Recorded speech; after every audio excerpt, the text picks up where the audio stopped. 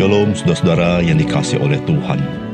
Tahukah saudara bahwa hidup yang kekal itu memberikan nilai-nilai yang berharga untuk kita hidupi dalam kehidupan yang fana kita di muka bumi ini.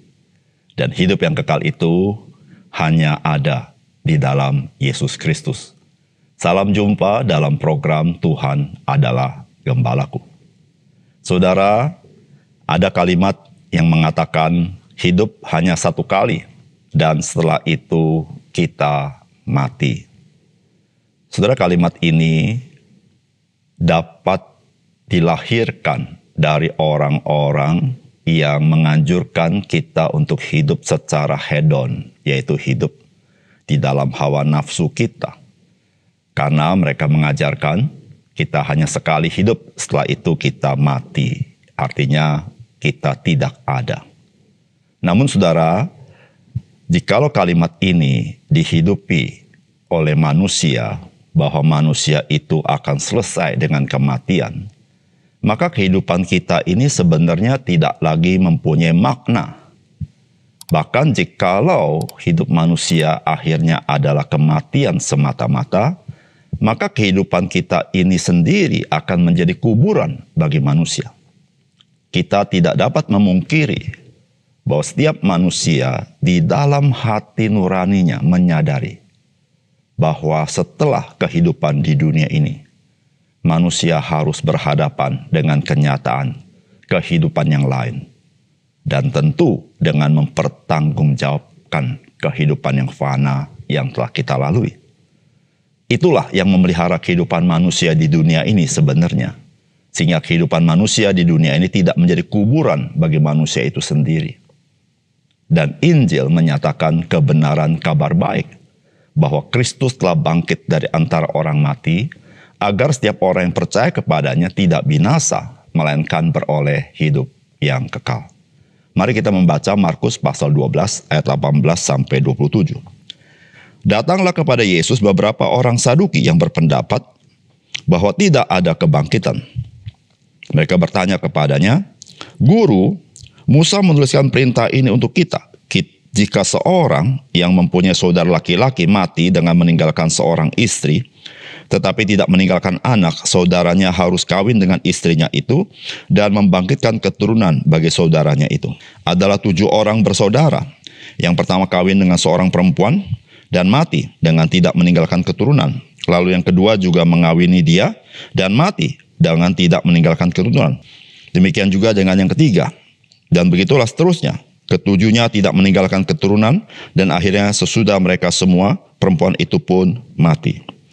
Pada hari kebangkitan, bila mana mereka bangkit, siapakah yang menjadi suami perempuan itu? Sebab ketujuhnya telah beristrikan dia. Jawab Yesus kepada mereka, "Kamu sesat, justru karena kamu tidak mengerti kitab suci maupun kuasa Allah. Sebab apabila orang bangkit dari antara orang mati, orang tidak kawin dan tidak dikawinkan, melainkan hidup seperti malaikat di sorga. Dan juga tentang bangkitnya orang-orang mati, tidakkah kamu baca dalam kitab Musa, dalam cerita tentang Semak Duri, bagaimana bunyi firman Allah kepadanya, Akulah Allah Abraham, Allah Ishak dan Allah Yakub. Ia bukanlah Allah orang mati, melainkan Allah orang hidup.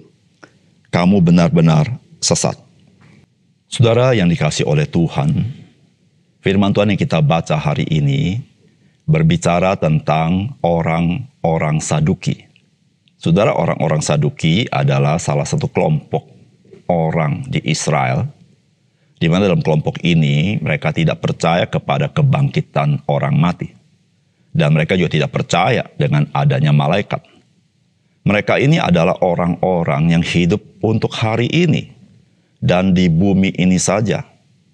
Dan mereka menunaikan tugas-tugas religius mereka, dan hal itu mereka lakukan dengan satu tujuan untuk mendapatkan penghasilan. Saudara, berapa banyak orang di dunia ini menghayati religiusitas mereka tanpa mempertimbangkan kepastian keselamatan. Bahkan mereka tidak memikirkan akan kepastian keselamatan. Yang penting mereka berpikir mereka menjadi orang religius di muka bumi ini. Saudara, apakah pesan firman Tuhan bagi kita? Yang pertama, satu kali seluruh manusia yang meninggal akan dibangkitkan. Baik yang dibangkitkan untuk diselamatkan maupun yang dibangkitkan untuk mengalami kebinasaan. Saudara, firman Tuhan berkata, jawab Yesus kepada mereka, "Kamu sesat justru karena kamu tidak mengerti kitab suci maupun kuasa Allah. Sebab apabila orang bangkit dari antara orang mati, orang tidak kawin dan tidak dikawinkan, melainkan hidup seperti malaikat di sorga." Ayat 26. Dan juga tentang bangkitnya orang-orang mati. Tidakkah kamu baca dalam kitab Musa, dalam cerita tentang semak duri, bagaimana bunyi firman Allah kepadanya? "Akulah Allah Abraham, Allah Ishak dan Allah Yakub." Ia bukanlah Allah orang mati, melainkan Allah orang hidup. Kamu benar-benar sesat. Saudara yang dikasihi oleh Tuhan, Tuhan Yesus memastikan bahwa orang-orang yang mati satu kali pasti dibangkitkan. Saudara, apakah dasarnya? Maka Tuhan Yesus berkata, ketika Allah menampakkan diri kepada Musa, maka Allah berkata, "Aku adalah Allah Abraham, Allah Ishak, dan Allah Yakub." Saudara, ketika Allah berkata demikian, Abraham, Ishak, dan Yakub sudah meninggal dunia. Namun pertanyaannya adalah, apakah Allah adalah Allah orang mati? Saudara, jikalau Allah adalah Allah orang mati, maka hal itu menimbulkan pertanyaan mengenai nilai daripada Allah. Dan Tuhan Yesus berkata, Allah yang kita percaya bukan Allah orang mati, tetapi Allah orang hidup. Jadi ketika Tuhan Allah berkata, Ia adalah Allah Abraham, Allah Ishak, Allah Yakub. Meskipun Abraham, Ishak, dan Yakub sudah meninggal dunia, namun mereka bukannya menjadi hilang atau musnah, tetapi mereka menantikan kebangkitan dari antara orang mati. Mereka hidup. Saudara yang dikasihi Tuhan, hidup kita di dunia ini tidak hanya berakhir dengan kematian, tetapi pada titik akhirnya semua kita yang mati akan dibangkitkan. Dan saudara, ketika kita berbicara tentang kebangkitan orang mati, maka saudara-saudara, ada dua tujuan orang-orang mati dibangkitkan. Yang pertama adalah orang-orang yang dibangkitkan untuk diselamatkan. Siapakah mereka? Mereka adalah orang-orang yang namanya tercatat di dalam kitab kehidupan sorgawi.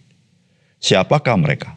Mereka adalah orang-orang yang percaya kepada Yesus Kristus. Dan mereka yang dibangkitkan untuk mengalami kebinasaan adalah mereka yang tidak tercantum namanya dalam buku kehidupan. Dan mereka semua tercantum dalam buku perbuatan-perbuatan. Dan mereka akan dihakimi sesuai dengan perbuatan mereka untuk akhirnya mengalami kebinasaan.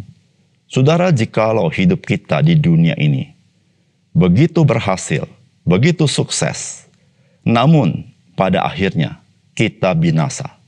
Saudara, sebetulnya segala kesuksesan kita itu menjadi ironi, bukan? Karena kebinasaan itu menentukan seberapa nilai kesuksesan engkau dan saya. Oleh karena itu, saudara, bagaimanapun hidupmu, maka nilai hidupmu tergantung apakah engkau diselamatkan pada akhirnya atau tidak. Saudara, cuma satu jalan untuk keselamatan itu. Dan Tuhan Yesus berkata, "Akulah jalan dan kebenaran dan hidup. Tidak ada seorang pun sampai kepada Bapa jikalau tidak melalui aku." Saudara, Kristus, dialah yang sanggup menyelamatkan kita. Dialah yang sanggup mengampuni dosa kita dan memberikan kita hidup yang kekal. Disitulah saudara-saudara, ketika kita percaya Yesus, maka seluruh kehidupan kita persembahkan kepada Tuhan dan menjadi bernilai kekal di hadapan Tuhan. Yang kedua, saudara, tubuh kebangkitan berbeda dengan tubuh yang fana yang kita miliki hari ini.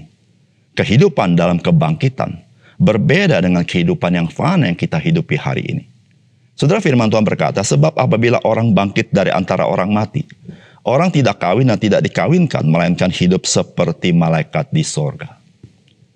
Saudara, orang Saduki mempertanyakan sesuatu yang merupakan di dalam hukum Taurat berlaku, yaitu satu hukum di mana ketika seorang saudara menikah dengan seorang istri, lalu tidak mempunyai anak, dan saudara itu meninggal dunia, maka adiknya wajib menikahi istri daripada kakaknya, dan selanjutnya sampai istri itu mempunyai seorang anak. Maka orang Saduki yang tidak percaya kepada kebangkitan mempertanyakan pada waktu kebangkitan, perempuan ini adalah istri siapa? Saudara-saudara yang kasih dalam Tuhan, maka Tuhan Yesus berkata kepada orang Saduki ini, dikatakan kamu itu sesat. Kamu tidak mengerti kitab suci dan kamu tidak mengerti kuasa Allah. Saudara yang dikasih oleh Tuhan, kenapa dikatakan sesat? Karena mereka tidak percaya kepada kebangkitan. Saudara, orang-orang yang tidak percaya kepada kebangkitan, maka saudara-saudara, pikirannya menjadi pikiran yang sesat, yang hanya memikirkan perkara di dunia ini dan mengukur segala sesuatu dengan hal-hal yang di dunia ini. Sedangkan hal-hal yang sorgawi, hal-hal yang kekal itu berbeda dengan hal-hal yang di dunia ini. Saudara, tubuh kebangkitan itu beda dengan tubuh yang fana yang kita miliki. Kehidupan dalam kebangkitan itu berbeda dengan kehidupan yang fana yang kita miliki. Saudara, kita mengerti jikalau orang tidak membaca Alkitab, tidak mengerti firman Tuhan yang tercantum dalam Alkitab, maka pikirannya adalah memikirkan hal-hal yang kekal seperti hal-hal yang di dunia ini. Sedangkan hal-hal yang kekal itu berbeda dengan yang di dunia ini. Apa yang berharga di dunia ini, maka di dalam kekekalan menjadi kurang berharga. Apa yang dicari di dunia ini menjadi sesuatu yang tidak lagi dicari di dalam kekekalan. Oleh karena itu, saudara yang kasih dalam Tuhan, hidup kekal itu mempunyai kualitas jauh di atas kualitas kehidupan di dunia ini. Maka Tuhan Yesus berkata, di dalam kekekalan, orang tidak kawin dan tidak dikawinkan. Saudara, itu masuk akal. Mengapa? Mengapa orang kawin mengawinkan di muka bumi? Karena ada perintah Tuhan supaya manusia mengisi dunia ini dan mengelola dunia ini. Dan manusia tidak selama-lamanya hidup di dunia ini. Dia harus berganti generasi. Sedangkan dalam kekekalan, saudara, itu tidak dibutuhkan. Oleh karena itu, saudara, mari kita menggunakan pikiran rohani, yaitu dari firman Allah, yaitu tentang kekekalan. Jangan memakai pikiran yang di dunia ini untuk mengukur kekekalan. Apa yang paling indah di dunia ini, dalam kekekalan tidak terlalu indah. Oleh karena itu, saudara, betapa indahnya jikalau saudara dan saya adalah orang yang hidup dalam dunia ini, namun kita pun menerima hidup yang kekal itu. Saudara, kita menjadi orang yang berbahagia. Dan itu hanya ada di dalam Yesus Kristus. Mari kita berdoa. Bapa di surga, terima kasih untuk firman Tuhan. Dan biarlah Tuhan menolong kami memikirkan perkara-perkara rohani dengan cara yang rohani. Karena apa yang di dunia ini itu akan lenyap. Tetapi apa yang menjadi rancangan Tuhan itu adalah kekal. Tuhan tolong kami. Terima kasih Tuhan, dalam nama Tuhan Yesus kami berdoa. Amin.